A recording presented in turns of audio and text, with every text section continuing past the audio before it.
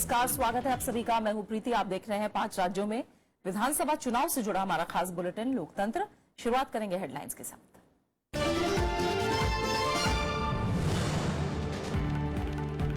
उत्तर प्रदेश में पहले दौर के चुनाव की तैयारियां पूरी। 15 जिलों की 73 सीटों पर मतदान कल। दूसरे दौर के लिए प्रचार तेज।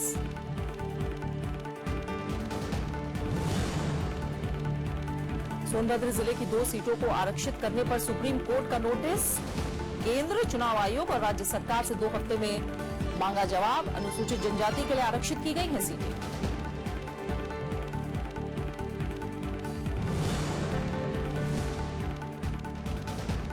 उत्तराखंड में राहुल गांधी ने की प्रधानमंत्री के बयान की निंदा। मायावती ने कांग्रेस पर बोला हमला। केंद्र के कामकाज पर उठाए सवाल। अमित शाह ने राज्य सरकार को बताया नाकाम।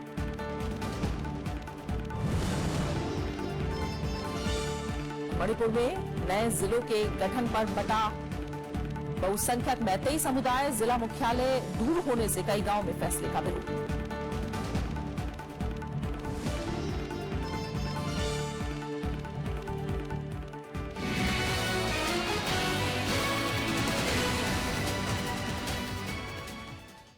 और शुरुआत कर रहे हैं उत्तर प्रदेश के विधानसभा चुनाव से जुड़ी खबरों के साथ, जहां कल पहले दौर का मतदान होना है और इसे लेकर तैयारियां पूरी कर ली गई हैं।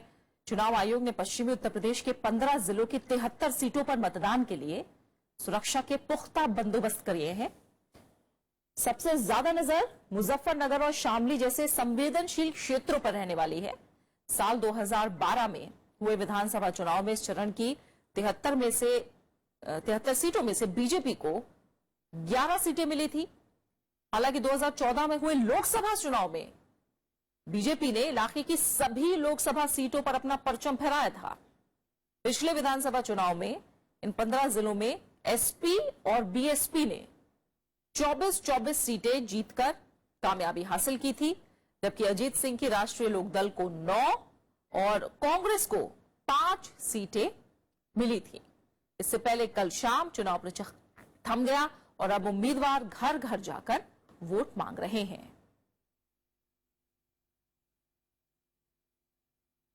पहले चरण का प्रचार खत्म होने के साथ ही उत्तर प्रदेश में दूसरे दौर के लिए चुनाव प्रचार तेज हो गया है। प्रधानमंत्री नरेंद्र मोदी आज बिजनौर में रैली करेंगे। वहीं अमित शाह भी आज 4 जनसभाओं को संबोधित करेंगे।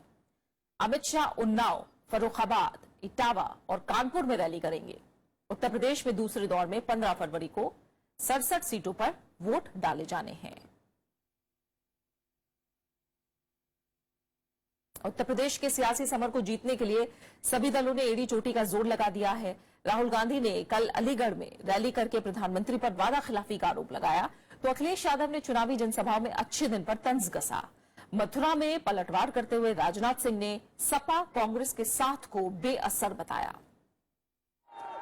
कांग्रेस उपाध्यक्ष राहुल गांधी ने गुरुवार को अलीगढ़ में रैली की। इस दौरान उन्होंने प्रधानमंत्री नरेंद्र मोदी की जमकर आलोचना की। स्वच्छता अभियान पर सवाल खड़े करते हुए राहुल गांधी ने कहा कि प्रधानमंत्री ने पूरे देश को झाड़ू पकड़ा दिया है, लेकिन इससे कोई मकसद पूरा नहीं हुआ। राहुल गांधी ने प्रधानमंत्री पर देश की जनता से वादा खिलाफी का आरोप लगाया। जो भी दिन रहा है 15 लाख दे दूंगा, किसान का कर्जा माफ कर दूंगा, हिंदुस्तान को साफ कर दूंगा। एक के बाद एक झूठे वायदे। आप मुझे बताओ, पिछले 2.5 साल में नरेंद्र मोदी जी ने किसान के लिए क्या किया? उधर अखिलेश यादव ने मथुरा, हाथरस, फिरोजाबाद और आगरा में कई जगह पर चुनावी जनसभाएं की। अखिलेश ने प्रधानमंत्री के अच्छे दिन पर तंज कसा। उन्होंने कहा कि समाजवादी पार्टी की कथनी और करनी में कोई फर्क नहीं है। हमें और आपको अच्छे दिन के बहाने लाइन में लगा दिया। कोई नहीं बचा जो लाइन में लगा हो। पैसा बहुत है आपके पास। आपने तो कहा था कि गरीब को हम 15 लाख रुपए भिजवा देंगे। 15 लाख रुपए तो दूर, अगर 15,000 रुपए हम लोगों को भिजवा दिए होते तो बताओ। बीजेपी की ओर से केंद्रीय गृह मंत्री राजनाथ सिंह ने कमान संभाली। मथुरा में रैली को संबोधित करते हुए राजनाथ सिंह ने समाजवादी पार्टी और कांग्रेस गठबंधन पर चुटकी ली। कम से कम 5 साल में आपके सारे गांव पक्की सड़कों से जुड़ गए होंगे।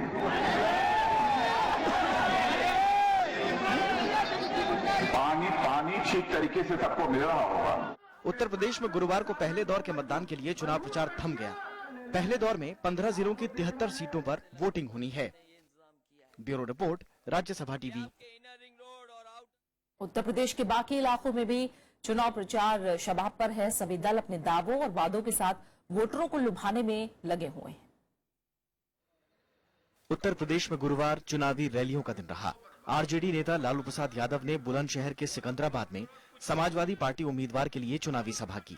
यहां आरजेडी प्रमुख ने कहा कि प्रदेश में विकास के लिए फिरका परस्ती को खत्म करना जरूरी है। लालू यादव के धमनी में जब तक खून रहेगा, हमारा जंग और जहाद जारी रहेगा। हम फिरका परस्त ताकत को और भाईचारा को मिटने नहीं देंगे। हम इनको नष्टाभूत करके मामूली बात। एमआईएम प्रमुख असदुद्दीन ओवैसी ने मुरादाबाद में पार्टी उम्मीदवार के लिए वोट मांगे।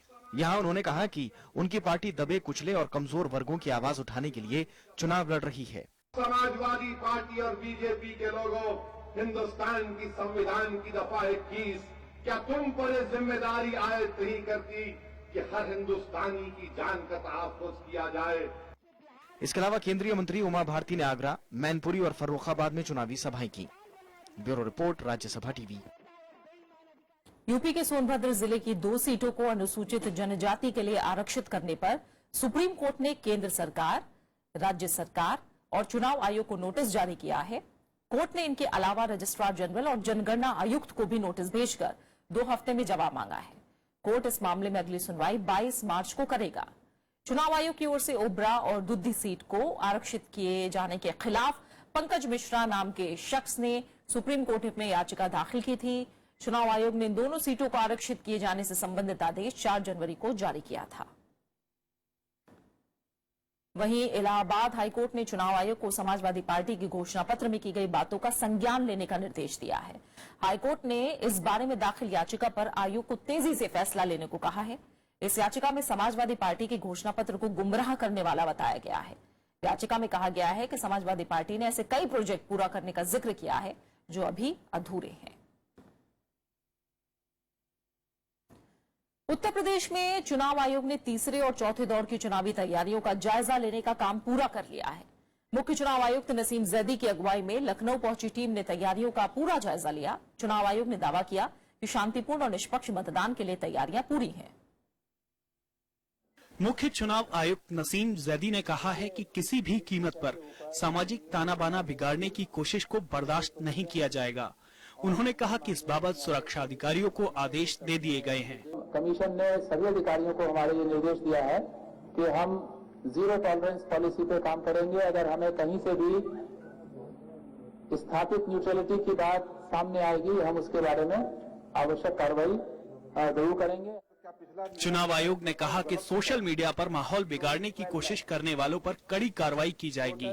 नसीम जैदी ने कहा कि सीमावर्ती इलाकों में चौकसी बढ़ा दी गई है और धन बल और शराब के इस्तेमाल को रोकने की पूरी कोशिश जारी है। पहली बार चुनाव आयोग ने कमर्शियल टैक्स विभाग को चुनाव में सतर्क किया है। पहली बार इस विभाग को हमने अपनी एक्टिविटी में शामिल किया है। इनकी 150 मोबाइल यूनिट्स काम कर रही हैं और इन्होंने भारी मात्रा में गुड्स पकड़े हैं और भारी मात्रा में कैश का भी इन्होंने एनफोर्समेंट की कार्रवाई करी है। नसीम जैदी ने कहा कि तीसरे और चौथे दौर में 44 संवेदनशील इलाकों की पहचान की गई है, जहां सुरक्षा व्यवस्था चौकस कर दी गई है। राज्य में भारी पैमाने पर आर्म्स लाइसेंस जब्त किए गए हैं। चुनाव आयोग वेबकास्टिंग के जरिए बूथ पर नजर रखेगा। जहां पहली बार वीवीपीएटी का इस्तेमाल होगा, वहां जागरूकता अभियान भी चलाया गया है।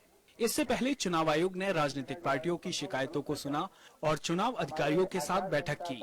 Bureau report, Rajya Sabha TV. Uttar Pradesh में चुनावी सफर अब आखिरी दौर में पहुंच गया है। आखिरी चरण की 40 सीटों के लिए गुरुवार से नामांकन भरने की प्रक्रिया शुरू हो गई है। 16 फरवरी तक उम्मीदवार नामांकन पत्र भर सकते हैं, जबकि 17 फरवरी को नामांकन पत्रों की जांच होगी और 20 फरवरी तक उम्मीदवार नाम वापस ले सकते हैं। सभी 40 सीटों पर 8 मार्च को मतदान होना है। इसके अलावा चौथे दौर की 53 सीटों के लिए गुरुवार को नाम वापसी का काम पूरा हो गया, जबकि 5वें दौर की 52 सीटों के लिए नामांकन भरने का काम भी खत्म हो गया है। छठे दौर के लिए नामांकन का काम जोर शोर से जारी है। उत्तर प्रदेश में 7 दौर में मतदान होना है। पहले दौर के लिए 11 फरवरी से मतदान शुरू हो रहा है, जो कि 8 मार्च तक चलेगा और इसके बाद 11 मार्च को बाकी 4 राज्यों के साथ उत्तर प्रदेश के नतीजे भी घोषित किए जाएंगे। और आपको बता दें कि अखिलेश यादव आज शाहजहांपुर में कई रैलियों को संबोधित करेंगे। वहीं बीएसपी अध्यक्ष मायावती भी कई जगहों पर जनसभाओं को संबोधित करेंगी। और आइए फिलहाल एक छोटे से ब्रेक के लिए रुक रहे हैं, खबरें जारी है।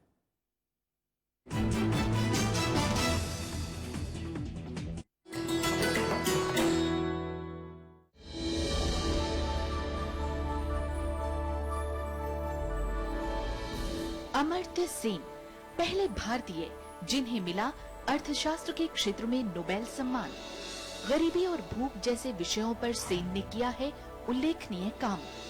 लोक कल्याणकारी अर्थशास्त्र की उनकी अवधारणा ने दिलाई विश्वव्यापी पहचान। वर्ष 2010 में सर्वाधिक प्रभावशाली व्यक्तियों की टाइम मैगजीन की सूची में शामिल था उनका नाम।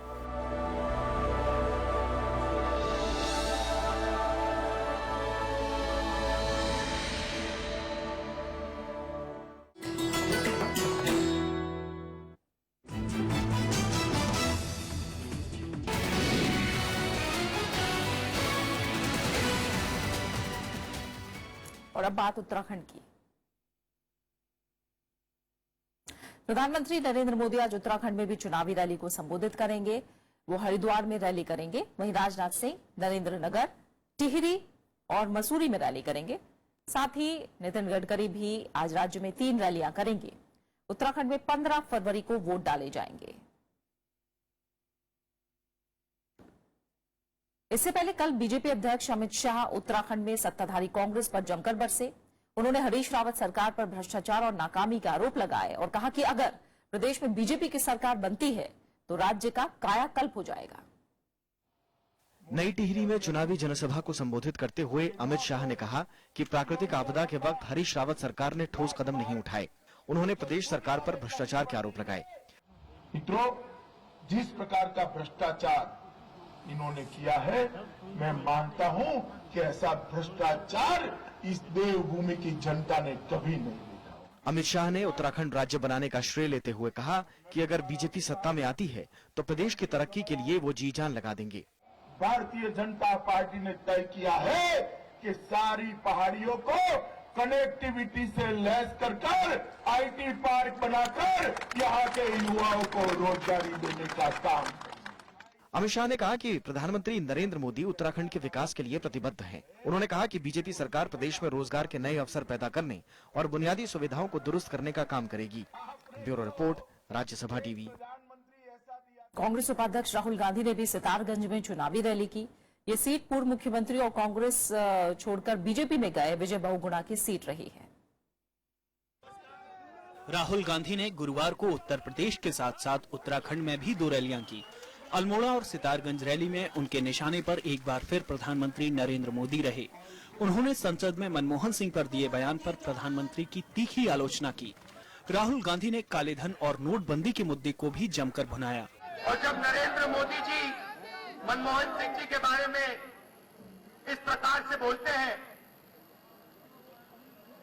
तो वो सिर्फ मनमोहन सिंह जी के बारे में नहीं बोल रहे, वो हिंदुस्तान के हर व्यक्ति के बारे में बोल रहे हैं, क्योंकि मनमोहन सिंह जी हिंदुस्तान के प्रधानमंत्री थे। राहुल गांधी ने बीजेपी पर पैसे के बल पर कांग्रेस सरकार को अस्थिर करने का मुद्दा भी उठाया।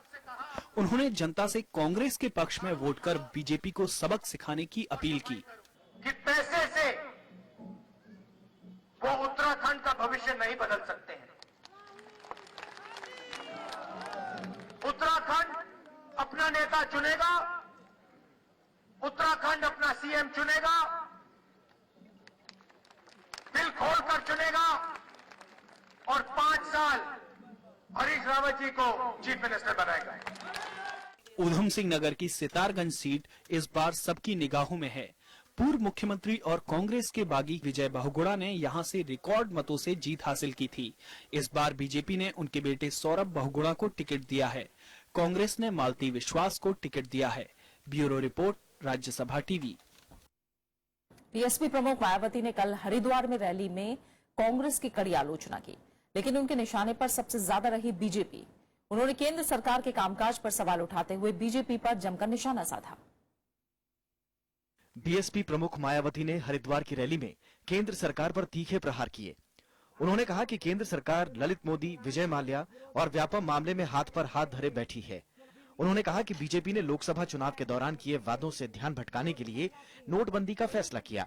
नोटबंदी के लिए गए अपने फैसले से पहले ही 10 महीनों के अंदर अंदर अपनी पार्टी का व अपने वरिष्ठ नेताओं का तथा अपने चहेते बड़े बड़े पूंजीपतियों व धन्ना सेठों का भी काला धन पूरे तौर से ठिकाने लगवा दिया था। मायावती ने समर्थकों से मतदान तक विरोधी पार्टियों के झांसे में न आने की अपील की। उन्होंने कहा कि सभी राजनीतिक पार्टियां घोषणा पत्र में लोक लुभावन वादे तो करती हैं, लेकिन सत्ता में आने पर उसे ठंडे बस्ते में डाल देती हैं। केवल 100 दिनों के अंदर ही विदेशों से सभी काला धन अपने देश में वापस लाकर फिर उसमें से पूरे देश के प्रत्येक गरीब परिवार के हर गरीब सदस्य को 15 से 20 लाख रुपए देने का इनका ये भी मुख्य चुनावी वायदा था। मायावती ने बीजेपी को आरक्षण विरोधी पार्टी करार दिया। उन्होंने सत्ताधारी कांग्रेस पर भी तीखे तंज कसे, लेकिन भाषण के दौरान बीजेपी ही सबसे ज्यादा निशाने पर रही। Bureau report, Rajya Sabha TV. Uttarakhand के पहाड़ी इलाकों में नोटबंदी से लोगों की जिंदगी बुरी तरह से प्रभावित हुई है।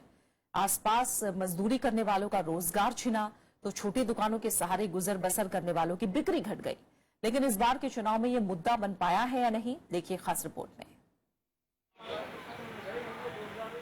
ये है ललित डंगवाल, बीज की दुकान चलाते हैं। रोजी रोटी का एकमात्र जरिया यही दुकान है। बीते साल ललित को दुकान से अच्छी खासी कमाई हुई थी, लेकिन इस बार नोटबंदी ने जेब में सेंध लगा दी। तो लास्ट ईयर तो काफी अच्छा बिजनेस हुआ था, लेकिन इस बार नोटबंदी के चलते कुछ दिक्कतें सामने आ रही हैं। पहले तो काश्तकार दुकानों में आने के लिए तैयारी नहीं है, एक तो पैसा नहीं है उसके पास, और पैसा भी अगर ला रहा है तो फिर उसके पास इतना पैसा नहीं है कि वो बीज खरीद सके। सिर्फ ललित ही नहीं, बल्कि भटेलिया के बाजार में सबकी जुबान पर यही कहानी है। नैनीताल मुक्तेश्वर के रास्ते का ये भटेलिया बाजार आसपास के लोगों की सारी जरूरतें पूरी करता है, लेकिन नोटबंदी के बाद बाजार की रौनक कम हो गई। नोटबंदी का जिक्र आते ही लोगों के चेहरे पर पीड़ा और गुस्सा दिखने लगता है।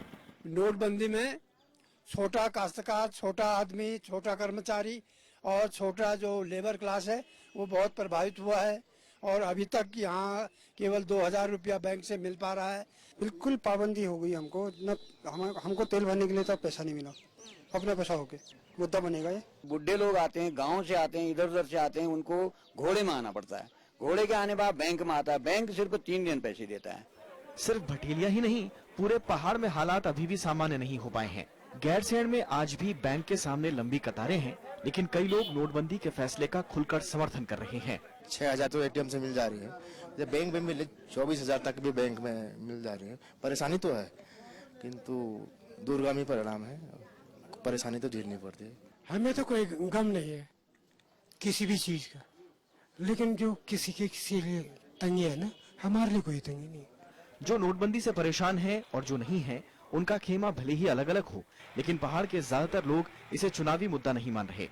उनका कहना है कि वोट डालते समय दूसरी चीजें उनके दिमाग में रहेंगी। नोटबंदी से लोगों की जिंदगी प्रभावित तो हुई है, लेकिन बड़ी आबादी इसे चुनावी मुद्दा मानने से इनकार कर रही है। सिर्फ नोटबंदी ही नहीं, किसी भी मुद्दे की बजाय इस बार राजनीतिक लाइन के आधार पर लोग चुनाव में हिस्सेदारी करते दिख रहे हैं। कैमरा पर्सन ओम प्रकाश के साथ दिलीप खान, राज्यसभा टीवी, द्वाराहाट। और अब बात मणिपुर की।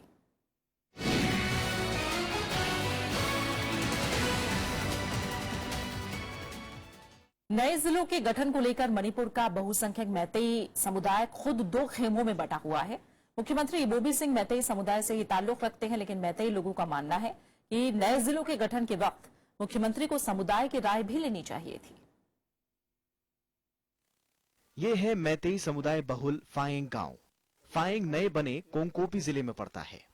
पहले ये गांव इम्फाल पश्चिम जिले का हिस्सा था, लेकिन यहाँ के लोग कोंकोपी जिले में जाने का विरोध कर रहे हैं। दरअसल फाएंग के लोगों ने बड़ी मेहनत से आसपास के जंगल को आबाद किया है। लोगों को डर है कि नए जिले का हिस्सा बनने के बाद उनके प्राकृतिक संसाधन बंट जाएंगे। 1932 में हम लोग का दरबार में हम लोग को दिया है। देने के बाद में हम लोग को करके हम लोग अभी रिजर्व करके हम लोग अभी भी कंट्रोल कर रहा है। I do feel that it is not only among the Nagas, it is even among other communities, If it is really meant for administrative convenience, then let's do it properly, taking into account of the interests and rights of the ethnic communities. Meitei Manipur की आबादी में 50% से ज्यादा की हिस्सेदारी वाला समुदाय है। मुख्यमंत्री इबोबी सिंह भी खुद इसी समुदाय से आते हैं। लेकिन मैतेई लोगों का मानना है कि नए जिले बनाने से पहले उनकी राय जरूर लेनी चाहिए थी। कई गांवों के लिए नए जिला मुख्यालय पहले से अब काफी दूर हो गए हैं, लिहाजा लोगों की परेशानी और बढ़ी है। Now this village is under Kangpokpi district. The villages to get a signature of the SDC or any DC or somebody, they have to go to Imphal first. Then from Imphal they will go another 45 kilometers. That will come around 60 kilometers. By Buddha 1932 da Darbar na koi piramba koi lam area mayam ashi yao krabadi. हालांकि मैतेई लोगों का एक बड़ा तबका खुलकर सरकार के समर्थन में है। उनका मानना है कि सरकार हर मुद्दे पर हर किसी को खुश नहीं कर सकती। We are totally against any kind of division based on ethnic lines. So like right now, as I've already told you, there must be an agenda which must be acceptable by every stakeholders in the state. Meitei समुदाय के भीतर बंटी इस दो राय से frying समेत कई गांव के लोग पसोपेश में हैं। फिलहाल इस संकट से उबरने के लिए समुदाय के लोग ईश्वर से प्रार्थना कर रहे हैं। हालांकि विधानसभा चुनाव में उनका वोट उनकी पसंद और नापसंद साफ कर देगा। अब देखना यह है कि इस चुनाव में खुश होने वालों की संख्या ज्यादा होती है या इस निर्णय से दुखी ज्यादा लोग होते हैं। इसी आधार पर निर्णय होगा कि अगले विधानसभा में कौन मुख्यमंत्री बनेगा और किस पार्टी की सरकार बनेगी। राज्यसभा टेलीविजन के लिए कैमरा पर्सन सुधांशु के साथ इम्फाल के पास से अखिलेश सुमन। और बात पंजाब की।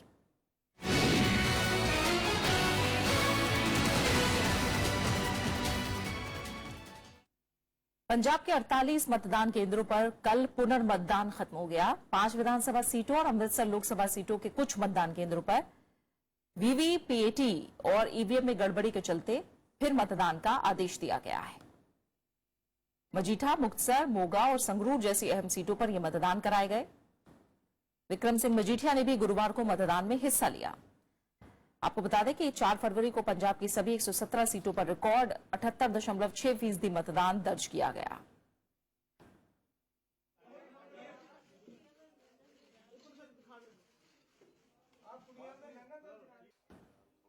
और इसी के साथ फिलहाल इस खास बुलेटिन में इतना ही। नमस्कार।